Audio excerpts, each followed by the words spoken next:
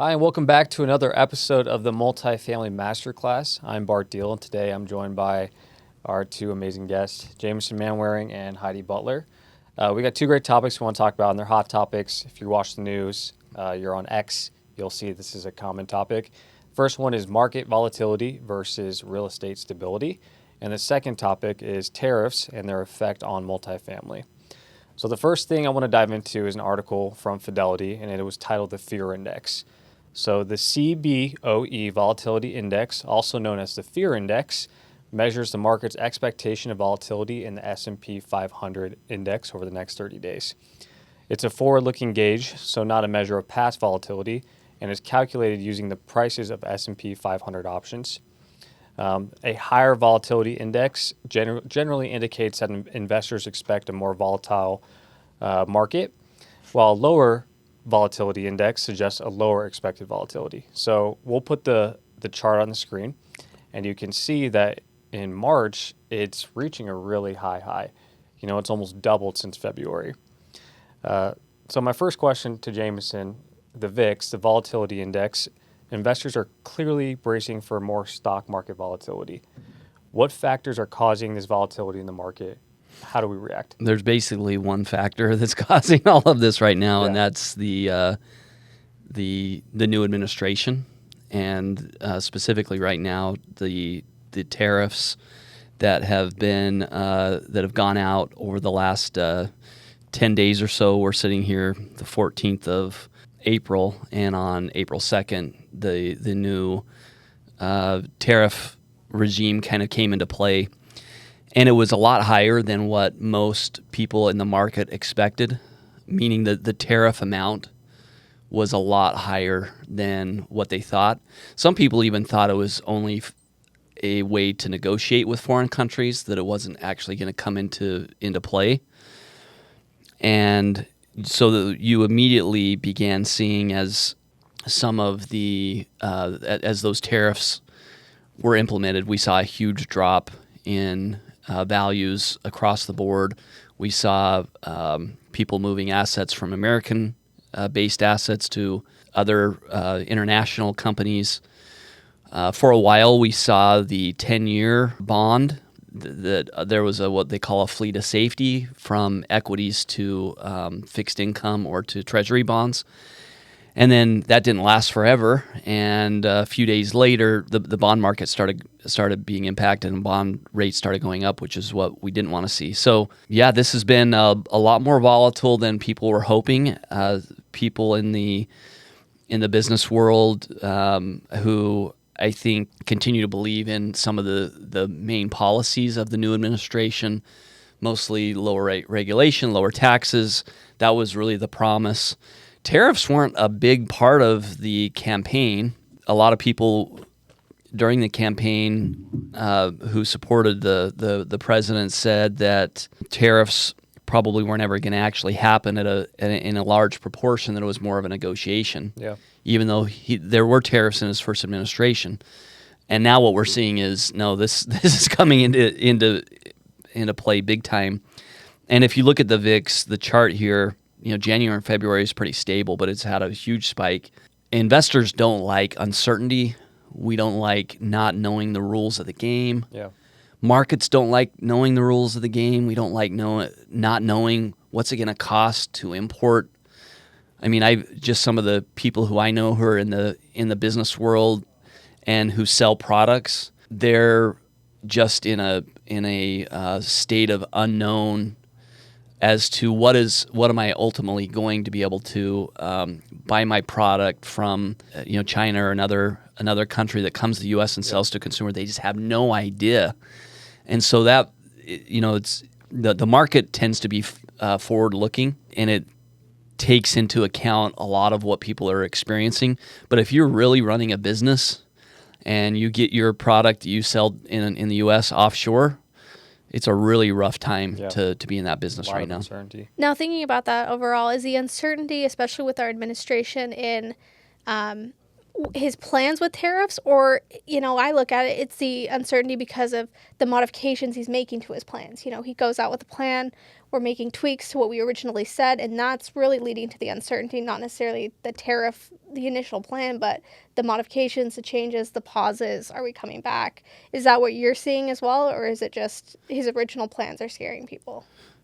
Yeah, and I think that's definitely a part of it, is not knowing exactly what it's going to be. But I know the currently right now today, China's the one country that has the highest tariff, and it's kind of isolated, 125%. And so, and then there was a reprieve on electronics over the weekend, but then it was some clarification that just said they're going to have their own tariff. It won't be 125%. But I think people kind of expected that, because it is a big part of this is the negotiation. Mm-hmm. But I heard someone who was manufactures clothing, sell the clothing for $150. If you are in that business, you have to buy that for about $30 at wholesale to be able to sell a pair of pants at $150. And where the tariffs were for that manufacturer, and they got some cotton from the U.S., they send it to Vietnam to get milled, then it comes back to the U.S., and there's a several-step process, but their cost now was going to be about $150 for the cost, so they would have to sell this pair of pants for $450. Yeah. And it just was not going to work.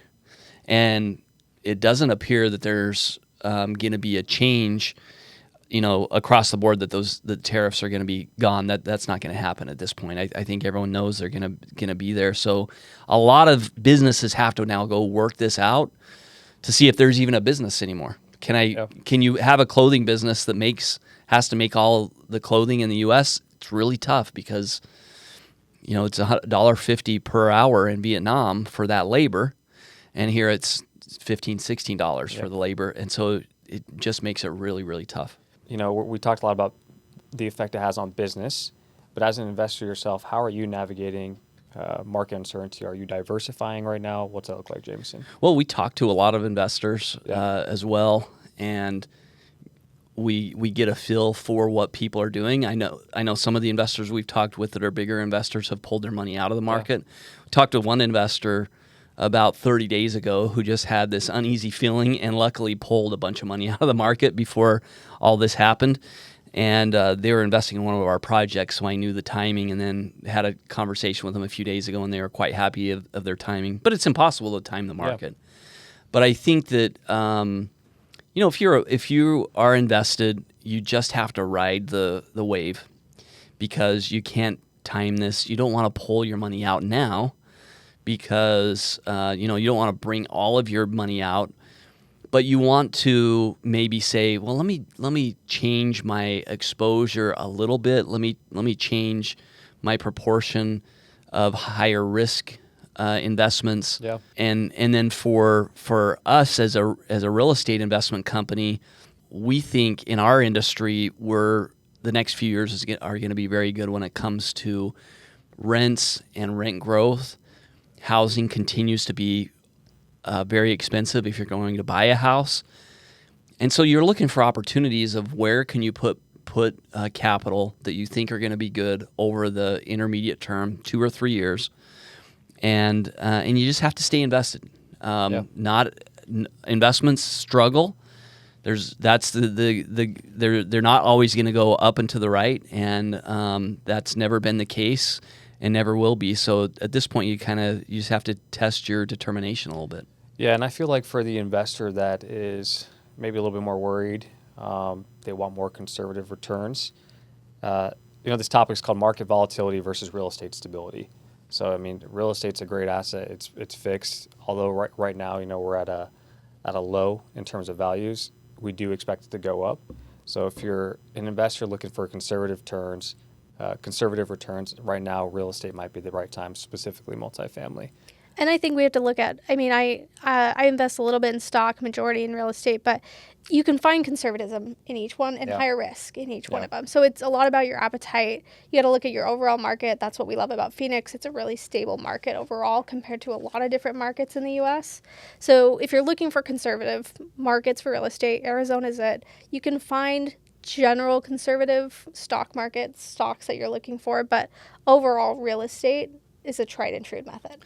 And then there's something that's called correlation, and it's there's a lot of algorithms and analysis you can do to your portfolio, to what your investments are, but you don't want stocks or your investments that are all correlated to the same things. So it's good to have some investments, if you think of it in a few buckets, some buckets of capital that are in the stock market, some buckets that aren't in the stock market, because if one goes down, the other one might go up, or it stays the same. Yeah.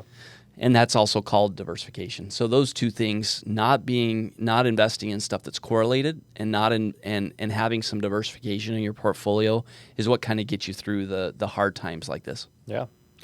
Well, we talked a lot about tariffs, but I want to talk about tariffs and its effect on multifamily. So Globe Street came out with an article talking about CRE faces ongoing uncertainty despite temporary tariff pause.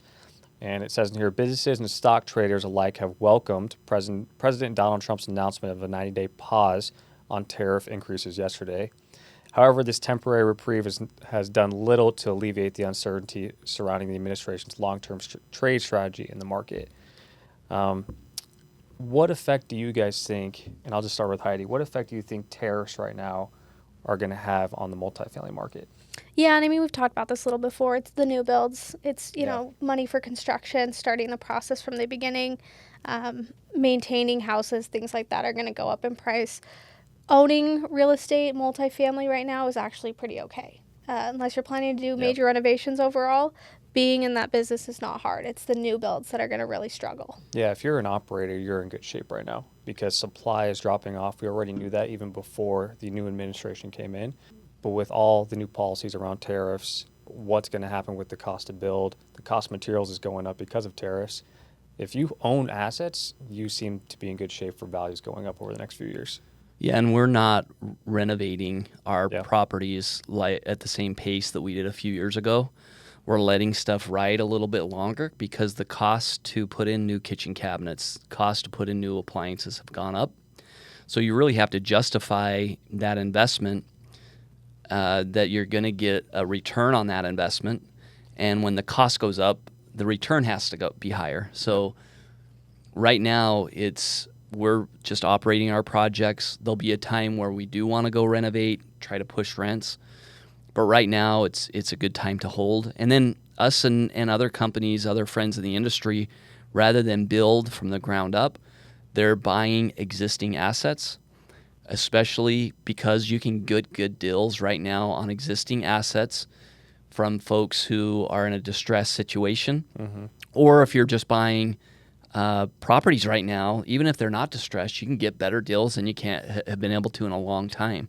So the smart investors are buying right now. You have some dry powder to go, and this is the part in the cycle where you want to buy as much as you can, operate it really well, and hold tight until you get out of this bottom part of the cycle. So another question I have about this is we talk about supply and demand a lot, and there's been so much demand coming out of the market. So if tariffs are reinstated, do you think the multifamily sector will respond by holding back on new supplies? No more building, or if there's a need to build, will operators just pass along the cost through rent? Tariffs aren't a big driver of new build. The biggest driver is interest rates. So when interest rates are low, builders get really excited about going and building because they can get their construction loans at low rates, and they know when they go sell the building, the buyer is going to get a good low interest rate. So there's a lot of optimism around building when interest rates are low. That's the biggest driver around new build construction. Right now, interest rates are higher, and that's why you're seeing all of the plans for new builds, they've been frozen and they're on the shelf. When interest rates come back and builders get excited about building again, then they're going to take a hard look at the costs. And if the costs are elevated at that point, then it might not make sense to build yet, even when interest rates come down, because you have to justify what all that expense is with what the rent you're going to get on the back end. So it definitely complicates things. But right now we're way too early to know the impact on all this. And I think this is part of why there's a lot of volatility right now, is we just don't know the rules of the game. And once things kind of cool down and get leveled out. I do think the current administration, they're going to work on tariffs for a while, and then they're going to move on. Yeah. So we're in this period of shock and awe, do all this stuff and negotiate, and I'm hopeful that it ends up being a good thing for our country. Yeah. We'll see how it plays out, but then they're going to move to their next thing, and then things will settle in. And I think that's what most people are counting on, is that in a month or two there'll be some normalcy to things. And we always joke, there's no magic 8 ball that can answer the questions about where real estate's going. Mm-hmm. One of the interesting things, though, is we do know new builds coming onto the market. That's the only thing we can see permits going in for 3 years from now for what's going to be finished. That's the only prediction we have. And we are seeing a slowdown of new builds coming on over the next 3 to 5 years. Yeah, it's a total cliff. Yeah. They've dropped off. Projects that were planned and almost broken ground, they're not doing them anymore. So you're right. That's the data you want to look at, and it's falling off a cliff because we had a ton of building when interest rates were low. They were all planned.